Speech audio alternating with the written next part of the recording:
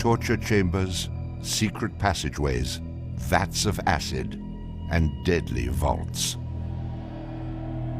In 1895, Chicago police unearthed horrific evidence of torture and multiple murders at the sprawling castle of H.H. Holmes.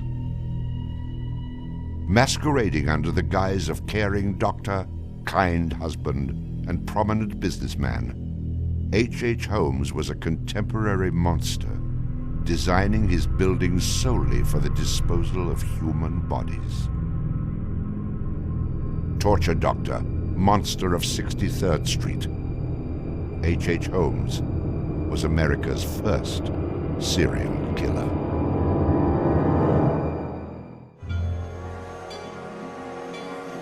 Just south of Chicago, the suburb of Englewood was thriving with commerce. The train station itself had 9 leading lines of railway and over 100 trains stopping there every day. No other suburb of Chicago had this luxury. Dr. Henry Howard Holmes, a pleasure to meet you. Arriving in Chicago, Holmes finds work immediately at the E.S. Holton drugstore, located at the southeast corner of 63rd and Wallace in Englewood. Several months later, Everett Holton dies of supposed natural causes. Then Claire Holton, his wife, disappears after selling the drugstore to Holmes. Owning the drugstore, Holmes had a steady flow of cash. He would often purchase and resell goods and properties under his numerous aliases.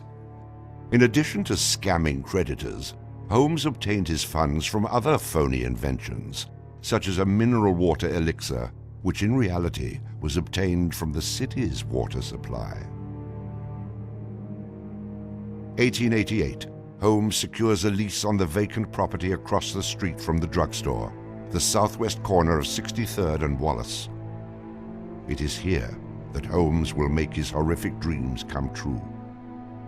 He will construct a building for which the entire world will remember him. Fantasies start very young, and so what he did then was he took a step furtherance of his fantasies to make it reality. And probably, if we had done a little bit of investigation back then, we would have seen things like his plans, but not just plans for a building, because we'd expect to see architectural plans, but plans for his torture rooms. For the suburb of Englewood, the building Holmes is erecting at 63rd and Wallace is a massive construction project. Day after day, passers-by stop to gaze at the spectacle of the many laborers working together to create a magnificent new edifice in their neighborhood. Englewood residents were so impressed with the massive building that they named it the Castle. From its outward appearance, it seemed rather normal. But like the duality of Holmes, the exterior and interior of the building were extremely different. Holmes himself was the architect of the building. He was the only one who knew its design. There was this constant turnover of workers on the building. He would hire a mason to put in a wall and then fire the guy, or hire somebody to put in part of a staircase and then fire him. And there seemed to be several very sinister reasons behind that. One was he managed not to pay a lot of these people because he was always claiming that they were doing incompetent work. But the other, much more insidious reason was that no one except him really had a clear idea of what the structure of the interior of the house was. He had a huge bank vault installed in one of the rooms. And the way he did it was he put the vault in first while the building was under construction, and then built the room around it. And he bought this thing on credit and then refused to pay for it. The bank company said they were going to repossess the vault. Holmes said, well, come on in and do, but if you damage my building in any way, I'm going to sue you for everything you're worth. The bottom floor of the castle housed a pharmacy, jewelry store, barber shop, restaurant, and a blacksmith shop. Behind this innocent facade was a Gothic house of horrors designed by the mind of a monster.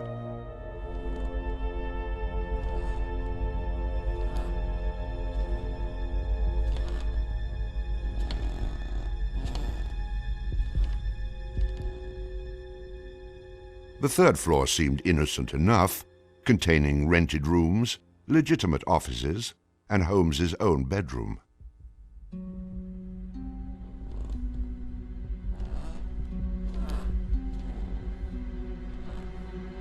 But it was the second floor that contained 35 rooms, many specifically designed as killing chambers.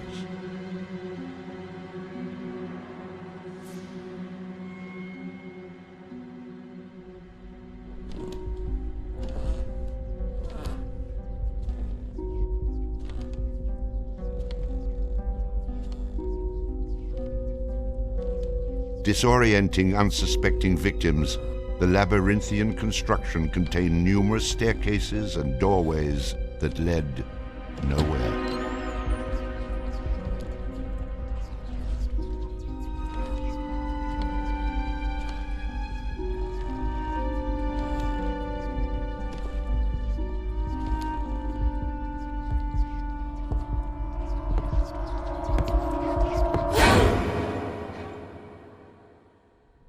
For a quick method of hiding a victim's body, a concealed greased chute and trapdoor led directly into the basement of the castle.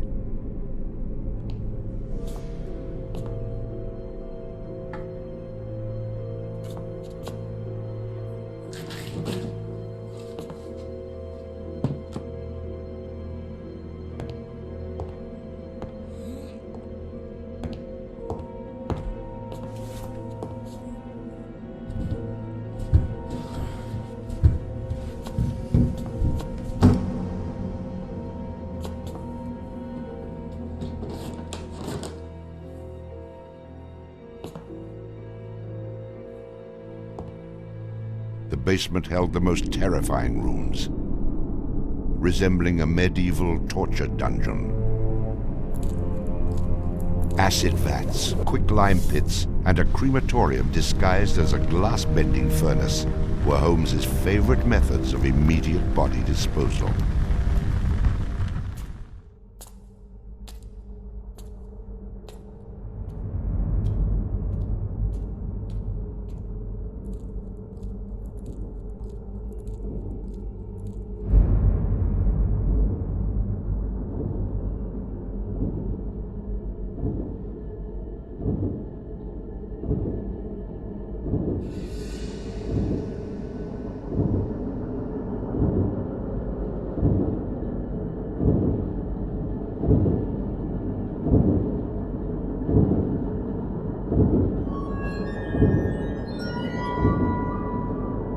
After cleaning and mounting their bones, Holmes would profit from his victims by selling their skeletons to local medical schools and universities.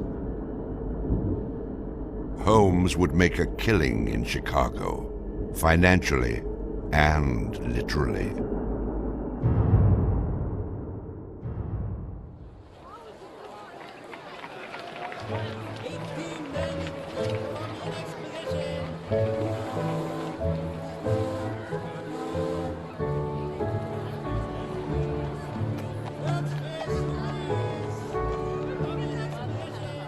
May 1st, 1893, the World's Columbian Exposition is open to the public in Chicago. Spanning 600 acres, sprawled out along beautiful Lake Michigan, the magnificent fair is a monumental sight to behold.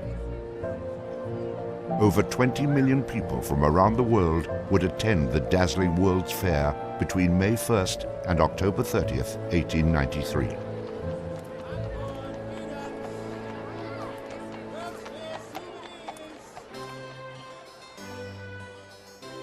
Holmes utilizes the World's Fair as the perfect opportunity to capitalize on his demented design of the castle.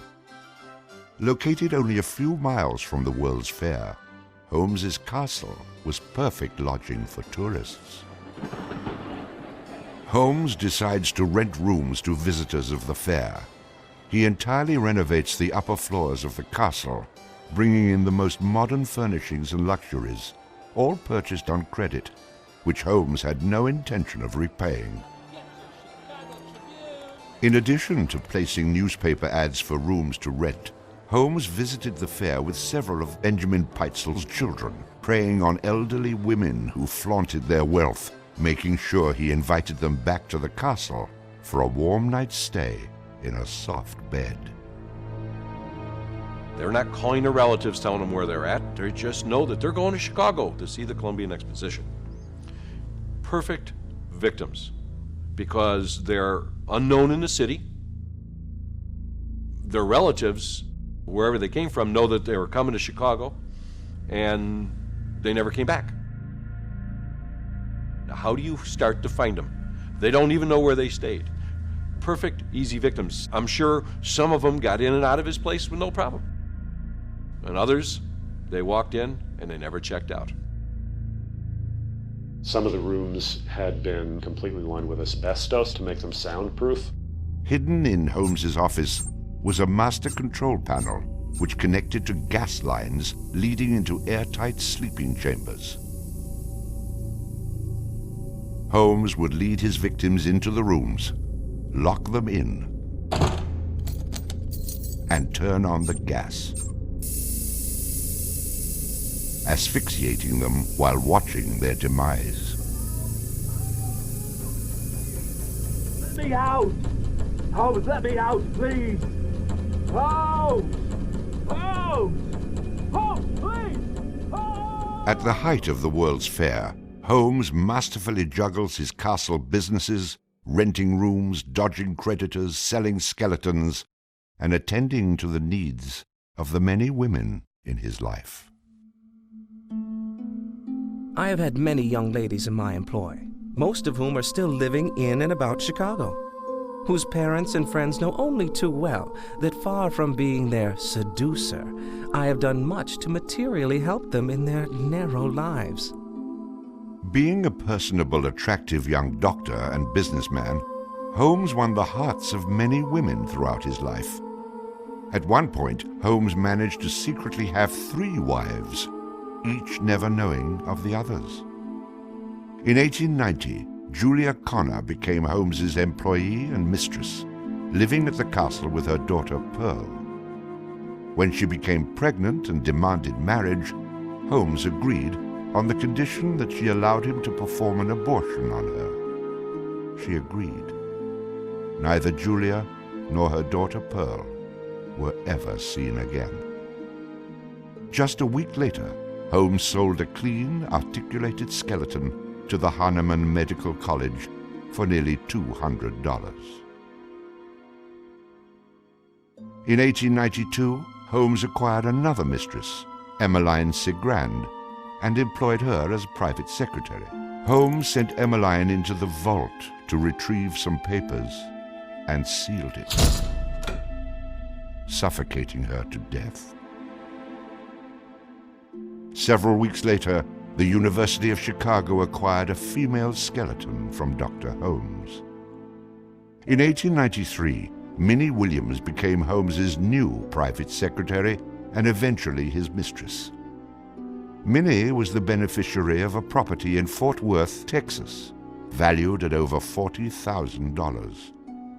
Holmes murdered Minnie and her younger sister Nanny after having Minnie sign over the Fort Worth property to him. In 1894, Georgiana Yoke became Holmes's 3rd wife. He married her under the name Henry Mansfield Howard. Like his other legitimate wives, Georgiana lived out her entire life. On July 19, 1895, Chicago police enter the Holmes castle. The world would now learn of the horrors that the castle had kept secret for so very long.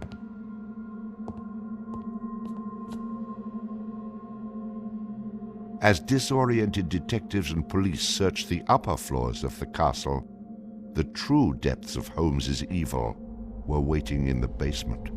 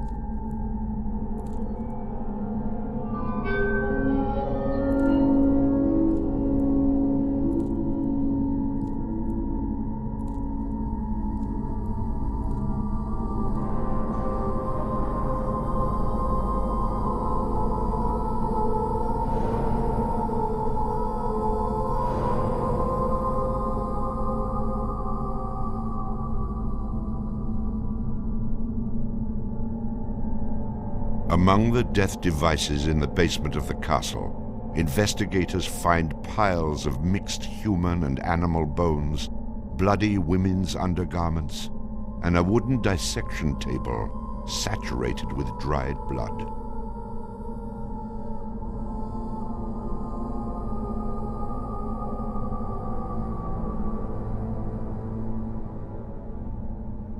Chicago police were inundated with names of people reported missing from the World's Fair. 50 missing people were eventually traced to the Castle of Horrors. The evidence, blood and bones found in the basement posed a problem for 19th century criminal investigative techniques.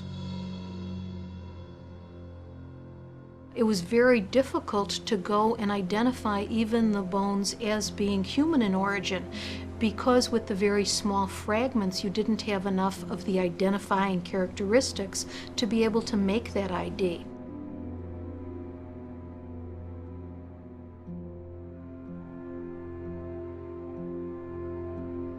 The world is now calling Holmes the monster of 63rd Street, torture doctor, and the modern Bluebeard. Overnight, Holmes transforms from arch-swindler to arch-fiend. A Chicago journalist calls Holmes a multi-murderer.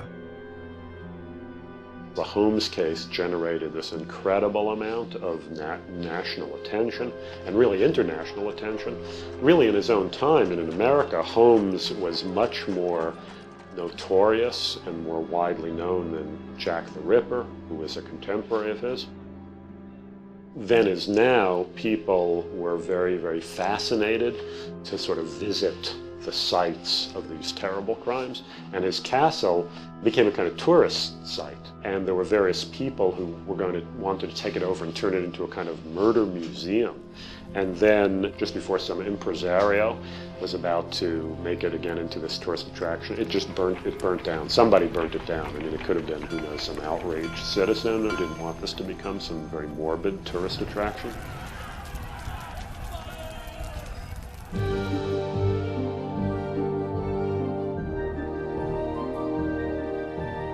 Holmes's trial was kind of the O.J. Simpson trial of the day. It just generated this huge amount of publicity. The case had become a kind of national obsession. Of course, there wasn't CNN or Court TV back then, so it couldn't be covered quite as relentlessly, but it was covered very, very extensively. There were true crime books and pamphlets and all kinds of stuff. And Holmes himself had become a sort of folk figure almost, you know, the sort of national boogeyman.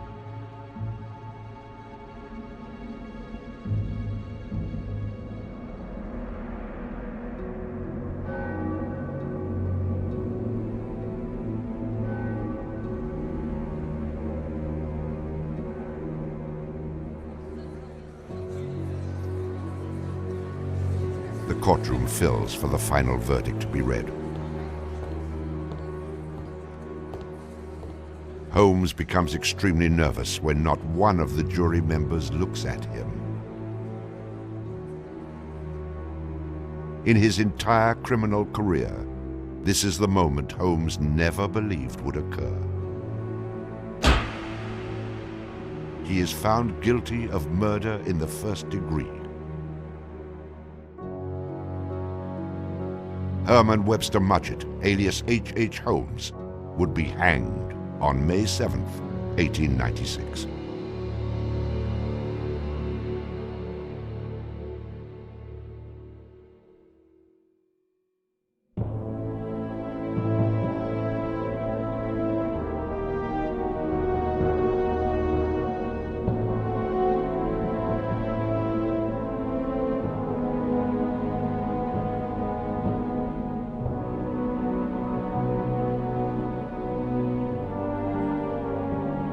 While Holmes was in jail, awaiting the execution of the sentence, he was made an offer by William Randolph Hearst, supposedly for a significant amount of money, to provide his confessions. Holmes, who had already issued about a half a dozen completely self-contradictory versions of his crimes, clearly at this point felt he had nothing to lose. He was going to die anyway.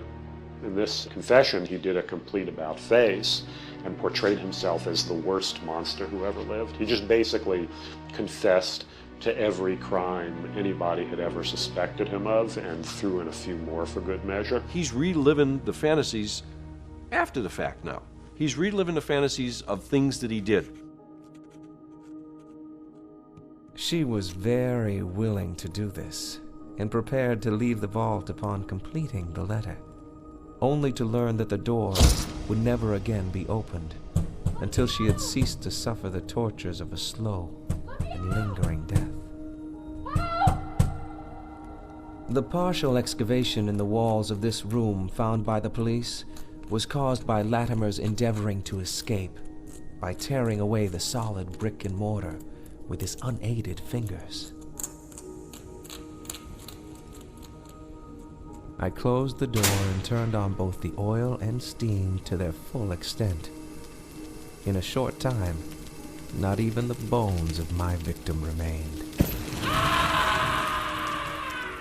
It was the footprint of Nanny Williams that was found upon the painted surface of the vault door, made during her violent struggles before death. Only one difficulty presented itself. It was necessary for me to kill him in such a manner that no struggle or movement of his body should occur. I overcame this difficulty by first binding him hand and foot, and having done this, I proceeded to burn him alive by saturating his clothing and his face with benzene and igniting it with a match. As soon as he had ceased to breathe, I cut his body into pieces, and by the combined use of gas and corn cobs, proceeded to burn it with as little feeling as though it had been some inanimate object. I immediately took them to the Vincent Street house and compelled them to get within the large trunk, through the cover of which I had made a small opening and ended their lives by connecting the gas with the trunk. Then came the opening of the trunk and the viewing of their little blackened and distorted faces. Then the digging of their shallow graves in the basement of the house. The ruthless stripping off of their clothing and the burial without a particle of covering save the cold earth.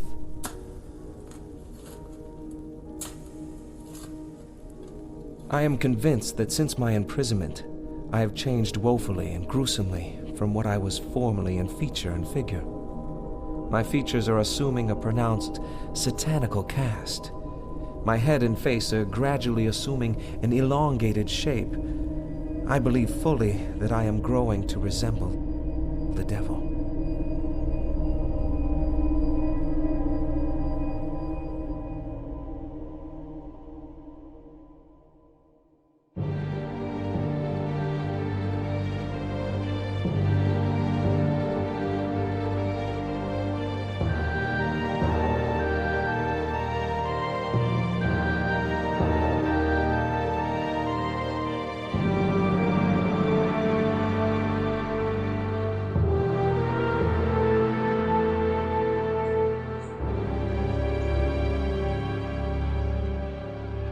On the gallows, just before he died, he recanted. He claimed that the confession that he had published was a complete fabrication. The extent of my wrongdoing in the taking of human life consists in contriving the killing of 2 women that have died at my hands as a result of criminal operations. That is all I have to say.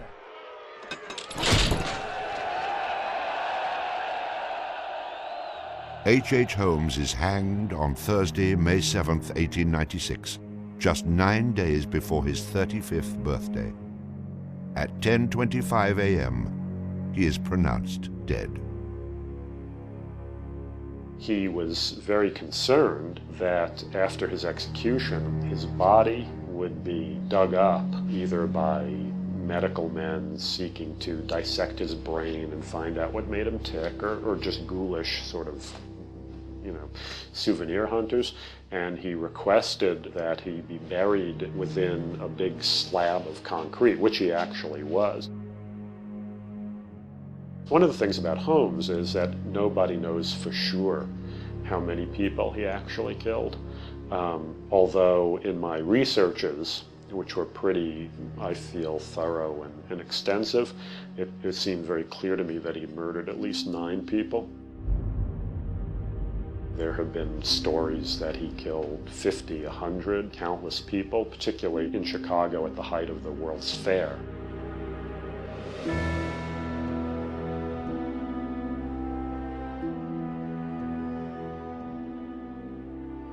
How many people did Holmes actually murder?